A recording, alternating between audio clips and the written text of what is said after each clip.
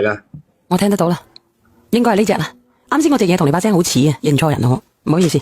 應該係大家都係莫名噶係嘛？應該係啦，好似嘅把聲，都係佢醒目啲啦，你戇鳩啲啦。仲笑乜柒啊？阿強啊，但係你點解冇可以神下我媽咧？咁佢本身就反對我哋係一齊係咪？我依家佢好唔容易鬆咗口噶啦，咁佢仲係大肚婆嚟噶喎，咁本身情緒就唔好噶係咪？個大肚婆你都知噶啦，你仲跟佢湊，係真係要爭個面紅耳赤先至開心個。你神下我媽啖氣啦！阿玲，我唔係同阿姨爭，而係30萬真係太多啦。但啲係我阿爸阿媽嘅養老錢，我哋攞咗去，佢哋以後點辦啊？你仲要產檢，生細路仔又要錢，我冇可能啲後路都倒死晒噶。之後我哋都要用錢噶。佢自己躝咗落去嘅，係咪聽電話？你個女朋友，阿叔啊，萬茂明叔。唔係，阿小娟，等我問佢答我個問題先。呢個姐姐我問茂明哥，你喺個前夫嗰度總共攞咗幾多錢先離婚嘅？你同我講。我做咩要答呢問題咧？我依家唔係得解決過呢事喎。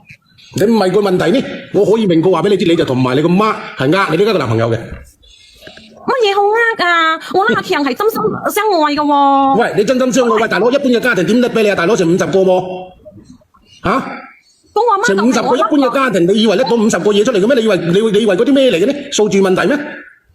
我媽就係我粒女都好明嘅話呢。哦，你阿媽你個女，我問你個前夫，你就借開話題，係咪咁講啊？嗱，所以我琴日你可以抽個回放嚟講，我話如果你個女朋友企過你嗰邊，你一定係同埋個媽係準備呃你依家個男大二鑊噶。哥哥你點講啊？爸都唔係咁講啊！阿強佢之前我話過，咁佢有噶嘛？阿輝哥，可唔可以等我講啊？我依家未必日日我兩你唔好講，我想講嗰個莫名哥哥聽一下嗬。因為人嘅家庭有分好多種㗎，有分寄生家庭同埋共生家庭啊。佢呢種叫做寄生家庭啊。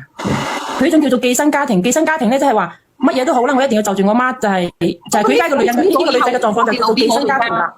如果你愛你嘅男朋友嘅話，你係唔會咁樣為難你嘅男朋友嘅。你唔係愛你揾一個長期飯票，為你屋企呢個共生家庭揾一個長期飯票，係一個長期飯票。你不如咁樣，我哋聽呢個姐姐仔點講先。姐姐你又講講啊。因卡整嗰啲樓咧，後面呢一樣係留翻俾我哋嘅，因為講咧我哋如果我阿媽呢度係我粒女係咪？咁佢啲嘢，咁佢冇留俾我，佢留俾邊個啊？係咪？咁我留俾個 BB 咯，留俾佢個契弟咯。阿茂明哥，咁你又講啊，茂明哥。阿玲，我又唔係同阿姨爭，係呢30萬真係太多啦。呢個我係我阿爸阿媽嘅養老錢嚟噶，你知唔知道啊？阿妹妹。但係嗰個媽講呢間屋以後都係留俾我哋噶。咁你個老豆咧？阿姐姐，你個後老豆咧？阿姨佢又大咗肚，又有咗。老家呢度咧，佢哋有屋噶，佢冇會貪我哋嗰啲東西係咪係？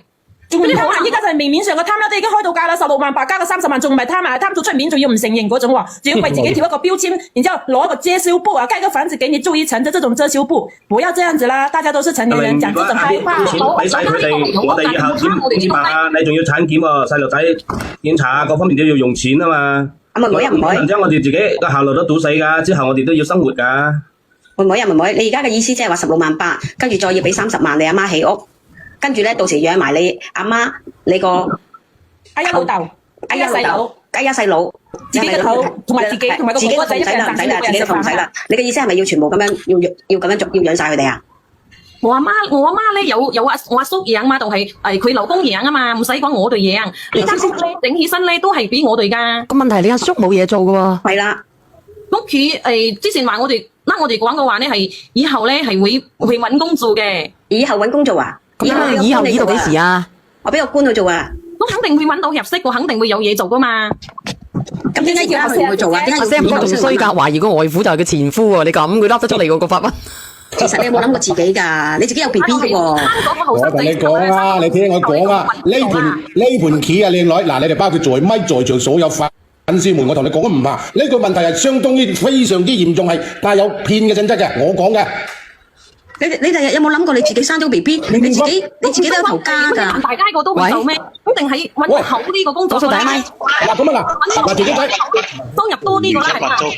Sam 哥，你又點樣作個古仔出嚟啊？作到人哋個外父係佢前夫，你都死噏得出嚟嘅。唔係，我哋唔好排除呢啲可能，因為佢哋3個，包括佢呢個所謂女朋友，講啲從來唔會在乎佢呢個男朋友啲嘢。你明知你信兒仔呢個屋企係冇可能有突然間攞到幾十萬出嚟，點解你要逼你男朋友啊？呢一點，如果呢個故事嘅話，我真係好懷疑，我真係好懷疑呢3個。